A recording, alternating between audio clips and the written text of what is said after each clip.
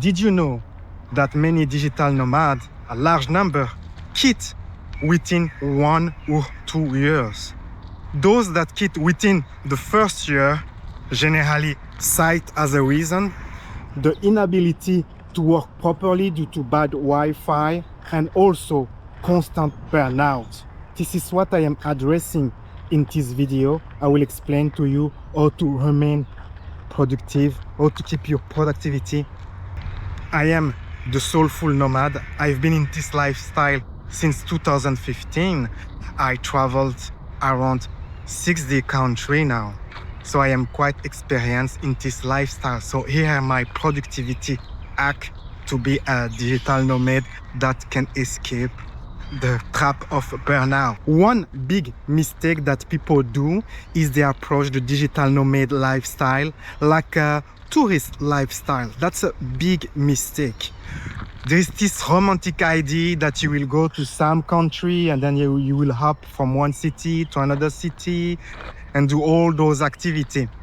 I do not recommend you approach the digital nomad lifestyle like you would the tourist or backpacker lifestyle.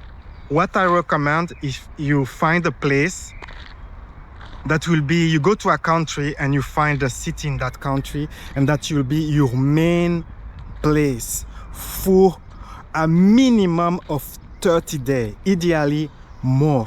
I recommend ideally 3 months. Then that will be your base and you will stay there. And once you're there, what you can do is you can do small breaks, so small trip.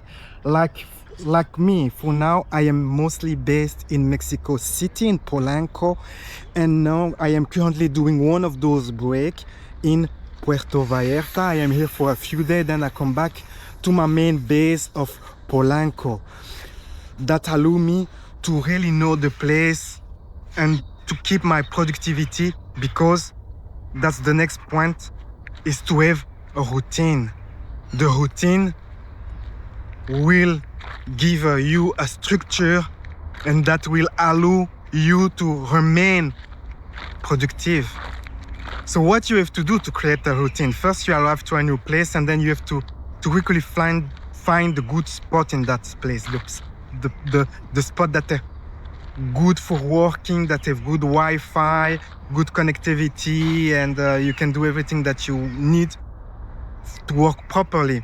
And yeah, I've done this for Polanco, I've done this for all the places I go. That's what I do during the first few days. And when you find those places, resist the romantic idea to change place every day. Do not do that. That will sink your productivity, as you have to find a new place to work, and you can waste a lot of hours every week doing this. What I do in Polanco, for example, I have 3 places. 2 are cafe and 1 is a co-working.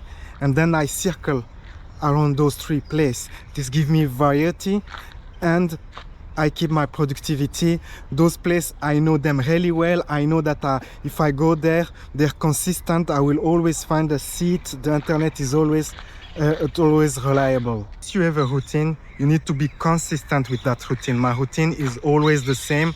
It has a few variations depending the day, because I have many activities, so I have to adjust depending those activities. But my routine is really consistent. I work generally in the morning because I work with European clients, and I do my video call in the morning. I work until maybe 2 p.m., sometimes 3 p.m. And then my day is free. I can do the really romantic lifestyle of digital nomad, of exploring, combining this travel and discovering and all that stuff. But I am consistent. If you are one of those persons that like to do a workout and gym, you have to keep this super easy, simple. Do not make it complicated with a gym membership and all those things. If you go to a gym, usually when I go to a gym is because I am staying in a condo, and that condo, it has a gym. Usually it's when I am in Asia, like Thailand and other places like this, Philippines. Usually there is a gym in the condo, and then that's the only time I go to a gym. Otherwise, I will not risk wasting time. So what I do is I buy resistance band, suspension band, and then I can work out from many places like park, like my apartment, and so many other places. I keep the thing really simple, minimalist. And sometimes I also buy a yoga mat and some other yoga accessory. But when I leave, and that is another point, when I leave the country, those things don't travel with me. I just leave them behind for them as a gift. Another thing, if you want to avoid burnout, and if you can afford it, it depends your activity. But what I like to do, I cannot do this all the time, but I always have, I said, the same routine. I am consistent with that routine, but sometimes I execute that routine from a really inspiring environment, and that allow me to take a really good break and really relax. I don't get tired during working. I avoid burnout. When I finish working, I am still relaxed. I still have a lot of energy. When I go to place like Puerto Escondido, I will buy a day pass at a nice hotel, and I will walk by the swimming pool. I will walk half an hour. Then I will take a 10-minute break when I will go in the water, and I will perhaps produce some content for my TikTok account and things like this. And then, I can go to the bar, I can speak to the people around, but I still remain very focused. I have a lot of discipline when I am working. I know I don't tend to exceed the break, and I keep coming back to the work and do my stuff. So when I work like this, usually I am not tired at the end of the day. I am really relaxed. I have a lot of energy, and when I finish, usually I have more time to go at the beach, in the forest, or anywhere else. That's one thing that you can do to keep your balance, but you cannot do this everywhere. That's why that's the idea to have break. Like you are in a big city, like Mexico City, Guadalajara, Bangkok, Manila, and then you take break. When I was based in Manila, I took break in Boracay, in Tagaytay, and that participate to keep my balance. But in those breaks, you have to know that the output of work will not be the same. So you have to accept that you will slow down in your output of productivity.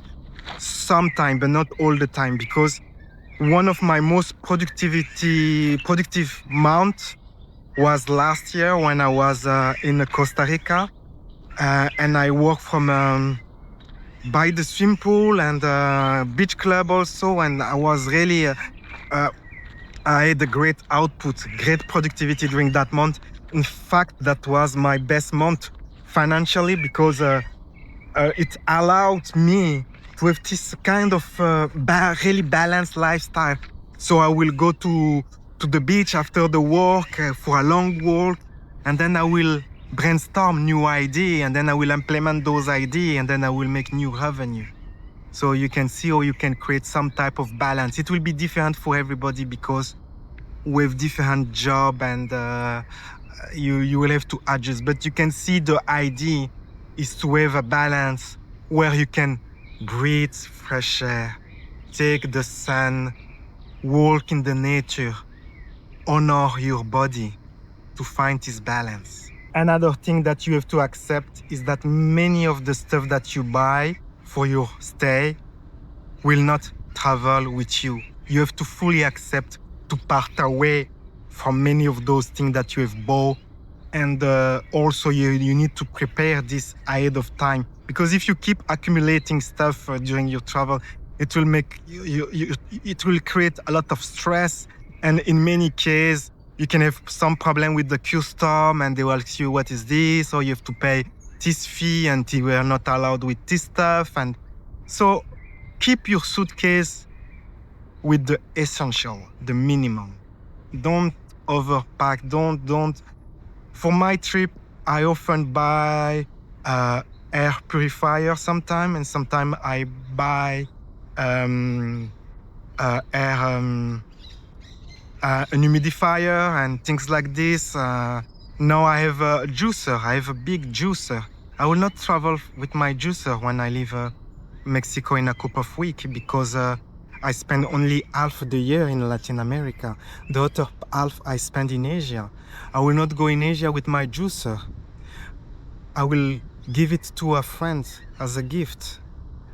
I had this juicer for 4 years. During many years, I let it with friends for a couple of months. But this time around, my break from Latin America will be really long. Maybe I come back in 2028. So I prefer to leave as much stuff as I can. I will give them to people, some of the stuff, and some I will throw away. So don't stress over this too much. Some people, they really like buy a lot of stuff because they go to the same place. They have a kind of they have 4 or 5 places that they circle around all year long, and that's the way they're doing this digital nomad lifestyle.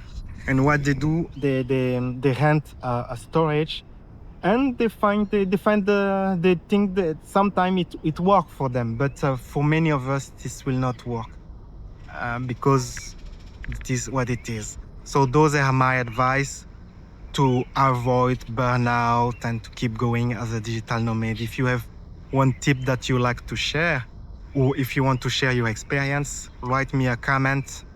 I will be happy to read you. See you soon.